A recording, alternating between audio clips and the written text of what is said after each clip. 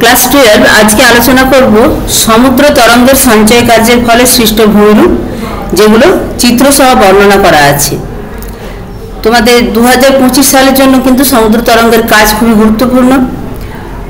সমুদ্র তরঙ্গ এবং সমুদ্র স্রোতের পার্থক্য এবং এই যে সমুদ্র তরঙ্গের কাজ, এখান থেকে যা যা শর্ট কোশ্চেন হবে তার একটা ক্লাস করে দেওয়া আছে, এবং সমুদ্র তরঙ্গের ক্ষয়কার্যের ফলে সৃষ্ট ভূমিরূপের সচিত্র বিবরণ দিয়ে একটা ক্লাস করে দেওয়া আছে। এটা সমুদ্র তরঙ্গের কাজের 3 নম্বর ক্লাস। তো তোমরা সমস্ত ভূমিরূপগুলো অবশ্যই একেও প্র্যাকটিস করবে, মুখস্থ তো করবে, একেও প্র্যাকটিস করবে। আর মূল ভিডিও শুরু করার আগে বলবো, যেহেতু তোমাদের সমস্ত রকমের ক্লাস করে দেওয়া আছে, তাই অবশ্যই চ্যানেলটা সাবস্ক্রাইব করে পাশের বেল আইকন প্রেস করে রাখবে, যাতে আমি নতুন কোনো ভিডিও আপলোড করার সাথে সাথে তোমাদের কাছে নোটিফিকেশন পৌঁছে যায়। সমুদ্র তরঙ্গের সঞ্চয় কার্যের ফলে সৃষ্ট ভূমিরূপগুলোর মধ্যে উল্লেখযোগ্য হচ্ছে বাঁধ। তার মধ্যে বাঁধের বিভিন্ন শ্রেণী বিভাগ আছে, সেগুলো পড়ব। আর আছে স্পিড, টম্বল, লেগুন, প্রত্যেকটারই সচিত্র বিবরণ দেওয়া আছে। প্রথম যে ভূমিরূপ, সেটা শুধুমাত্র সঞ্চয়ের ফলে নয়, ক্ষয় এবং সঞ্চয়ের ফলে গঠিত হয়, সেটা হচ্ছে উপসাগর। তরঙ্গের ক্ষয় ও সঞ্চয় কাজ বা পাত সঞ্চালনের ফলে যখন 3 দিক স্থলভাগ দ্বারা বেষ্টিত অগভীর সাগর বা সমুদ্র গড়ে ওঠে, তখন তাকে বলে উপসাগর। ভারতের কচ্ছ উপসাগর, কাম্বে উপসাগর, এরকম একটা জলভাগ দেখো যার 3টে দিক স্থল দ্বারা ঘেরা আছে। এখানে তোমরা সংজ্ঞাটা দেখে নিবে। তরঙ্গের ক্ষয় ও সঞ্চয় কাজ বা পাত সঞ্চালনের ফলে সৃষ্ট 3 দিক স্থলভাগ দ্বারা বেষ্টিত অগভীর সাগর বা সমুদ্রকে উপসাগর বলে। ছবিটা আঁকবে, উদাহরণ ভারতের কাম্বে উপসাগর। এরপরে সামুদ্রিক বাঁধ।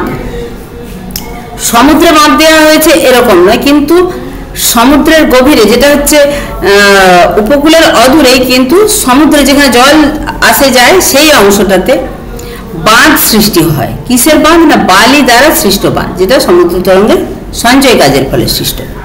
সমুদ্র তরঙ্গ সমুদ্র স্রোতবাহিত নুড়ি, বালি, প্রস্তরখণ্ড অগভীর সমুদ্র বক্ষে উপকূলের কাছে, উপকূলের সমান্তরালে বা অর্ধচন্দ্রাকারে, উপকূল যেরকম ভাবে লম্বালম্বি, তার পাশেই তো জলটা আসছে, উপকূলে বাধা পাচ্ছে, উপকূল থেকে একটু ভেতরের দিকে সমুদ্রের দিকে হয় উপকূলের সমান্তরালে থাকবে, নাহলে অর্ধচন্দ্রাকারে মানে বাঁকানো অবস্থায়, যে জলে নিমজ্জিত বা সমুদ্র পৃষ্ঠের উপর জেগে ওঠে। জলে নিমজ্জিত আবার সমুদ্র পৃষ্ঠের উপর জেগে ওঠে, দুটোই কেন বলা হচ্ছে না, জোয়ারের সময় জলে নিমজ্জিত হয়ে যায়, আবার যখন ভাটা তখন সমুদ্র পৃষ্ঠের উপর জেগে ওঠে।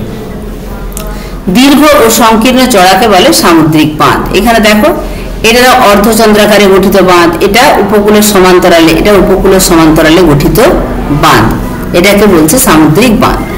সামুদ্রিক বাঁধের কতগুলো আকৃতি ও গঠন অনুসারে ভাগ আছে। পুরোদেশীয় বাঁধ, অনুতটীয় বাঁধ, প্রতিবন্ধক বাঁধ, স্পিড, টম্বল। পুরোদেশীয় বাঁধ বা অফশোর বাঁধ কাকে বলে? অগভীর সমুদ্রবক্ষে গড়ে ওঠা উপকূল থেকে বিচ্ছিন্ন ও উপকূলের প্রায় সমান্তরাল আংশিক ও নিমজ্জিত বাঁধকে পুরোদেশীয় বাঁধ বলে। তাহলে আমরা যেটা বাঁধ দেখলাম সেটাই পুরোদেশীয় বাঁধ, যেটা অগভীর সমুদ্রবক্ষে গড়ে উঠছে, উপকূল থেকে বিচ্ছিন্ন হয়ে উপকূল থেকে দূরে সমুদ্রের দিকে, হয় উপকূলের সঙ্গে সমান্তরালে, না হলে অর্ধচন্দ্রাকারে এই বাঁধ গড়ে ওঠে। দেখো, এখানে সমুদ্রের উপকূলের সঙ্গে প্রায় সমান্তরাল, এটা উপকূল, তার সঙ্গে প্রায় সমান্তরালে পুরোদেশীয় বাঁধ গড়ে উঠেছে। এই বাঁধটা যে গড়ে উঠেছে, এর সঙ্গে কিন্তু স্থলভাগের কোনো যোগ নেই, স্থলভাগের কোনো অংশই কিন্তু এর সাথে যুক্ত থাকে না। উদাহরণ যুক্তরাজ্যের নরফোক উপকূল। এরপরে অনুতটীয় বাঁধ, যেটা লংশোর বাঁধ। উপকূলের অদূরে সৈকতের উপর উপকূলের সমান্তরালে গঠিত জোয়ারের সময় পুরোপুরি নিমজ্জিত বালির বাঁধকে বলে অনুতটীয় বাঁধ।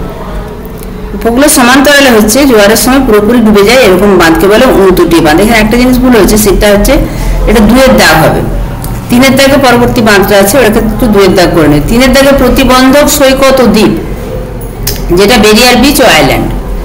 দ্বীপ কিভাবে গঠিত হচ্ছে? উপহ্রদ দ্বারা উপকূল থেকে বিচ্ছিন্ন ও সমুদ্রপৃষ্ঠের উপর স্থায়ীভাবে গঠিত সামুদ্রিক বাঁধকে প্রতিবন্ধক সৈকত বলে। এটাও কিন্তু উপকূল থেকে বিচ্ছিন্ন অবস্থায়, কিন্তু উপহ্রদ দ্বারা বিচ্ছিন্ন। উপহ্রদ কাকে বলে?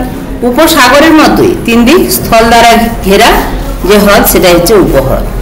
সামুদ্রিক বাঁধকে প্রতিবন্ধক সৈকত বলে। উদাহরণ টেক্সাস উপকূলের পাদ্রা। এরপর স্পিড। স্পিড স্পিটের সংজ্ঞা কি না, স্পিটের সবসময় একটা প্রান্ত স্থলভাগের সঙ্গে যুক্ত থাকবে আর অপর প্রান্ত সমুদ্রের দিকে চলে যাবে। যে সামুদ্রিক বাঁধের এক প্রান্ত স্থলভাগের সঙ্গে যুক্ত এবং অন্য প্রান্ত সরল বা বক্ররেখায় সমুদ্রের দিকে বিস্তৃত তাকে স্পিট বলে। যেটা বললাম যে একটা প্রান্ত কিন্তু স্থলভাগের সঙ্গে যুক্ত থাকবে। উড়িষ্যার চিল্কা উপকূলে 50 কিমি দীর্ঘ স্পিট রয়েছে। এই স্পিটে হচ্ছে উপকূলের সঙ্গে একটা অংশ যুক্ত থাকে, বাকি অংশটা সমুদ্রের দিকে যাচ্ছে। কিন্তু টম্বলতে যেটা সমুদ্রের দিকে যাচ্ছে সেটা আবার সমুদ্রের দিকে কোনো দ্বীপকে যুক্ত। টম্বল কি না, এর সংজ্ঞা হচ্ছে যে সামুদ্রিক বাঁধ কোনো দ্বীপকে মূল ভূভাগের সঙ্গে বা দুটি দ্বীপকে, সমুদ্রের মাঝে দুটো দ্বীপ আছে তাদেরকে পরস্পর যুক্ত করছে, সেতুর মতো কাজ করছে, তাকে বলে টম্বল। টম্বলও কিন্তু পরীক্ষায় প্রায়ই আসে, টম্বলও আসে, স্পিডও আসে। লং কোশ্চেন হিসেবে হয়তো সমুদ্র তরঙ্গের ক্ষয়কার্যের ফলে সৃষ্ট ভূমিরূপ এলো, তার সঙ্গে তো বিভিন্ন পার্টে ভাগ করা থাকে, তার মধ্যে হয়তো স্পিড এলো, টম্বলও এলো। তো মানে তোমাদের লং কোশ্চেনের জন্য নাই হোক, এসএকিউ এবং যে 7 নম্বরের কোশ্চেনগুলো যে ভেঙে ভেঙে আলোচনা করা থাকে সেখানে থাকতেই পারে। দেখো এখানে টম্বলটা কি করেছে, মূল ভূভাগের সঙ্গে যুক্ত, অন্য প্রান্ত একটা দ্বীপের সঙ্গে যুক্ত। এরকম দুটো দ্বীপকে যুক্ত করে বাঁধো কিন্তু টম্বল। ইংল্যান্ডের ডরসেট উপকূলে চেসিল সৈকত এর উদাহরণ। 3 নম্বর যে ভূমিরূপ সেটা হচ্ছে উপহ্রদ বা লেগুন। তাহলে এখানে মূলত বেশিরভাগ ভূমিরূপগুলোই হচ্ছে বাঁধ। বাঁধের আবার বিভিন্ন শ্রেণীবিভাগ, এছাড়া আমরা যেটা দেখলাম স্পিট, টম্বল আর লেগুন। লেগুন কাকে বলে, বিভিন্ন সামুদ্রিক বাঁধ ও উপকূলের মধ্যে আংশিক বা সম্পূর্ণ আবদ্ধ। তাহলে সামুদ্রিক বাঁধ ও উপকূলের আংশিক বা সম্পূর্ণ আবদ্ধ অগভীর লবণাক্ত জলাভূমিকে লেগুন বলে। এখানে দেখো পুরোপুরি প্রায় আবদ্ধ হয়ে গেছে, একটা অংশ শুধু খোলা আছে, যেটা বলছে উপহ্রদ। হ্রদ হলে কি হতো না, হ্রদটা যদি স্থলভাগের মধ্যে কোনো হ্রদ গঠিত হয়, যেমন ডাল হ্রদ, উলার হ্রদ, চারদিকে স্থলবেষ্টিত, এগুলো হচ্ছে উপহ্রদ। একে মালাবার উপকূলে বলে কয়া, যার একটা ভাগ গভীর সমুদ্রের সঙ্গে যুক্ত আছে।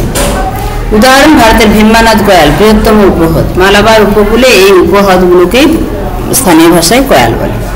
ঠিক আছে, পুরো নোটসটা লিখে নেবে, অবশ্যই ছবিগুলোও করবে, কারণ সমুদ্র তরঙ্গ সঞ্চয় কাজ তোমাদের, সমুদ্র তরঙ্গের পুরো কাজটাই তোমাদের পরীক্ষার জন্য খুবই গুরুত্বপূর্ণ। ঠিক আছে, দেখা হচ্ছে পরের ভিডিওতে। ততক্ষণ সবাই সুস্থ থাকবে, ভালো থাকবে, মন দিয়ে পড়াশোনা করবে।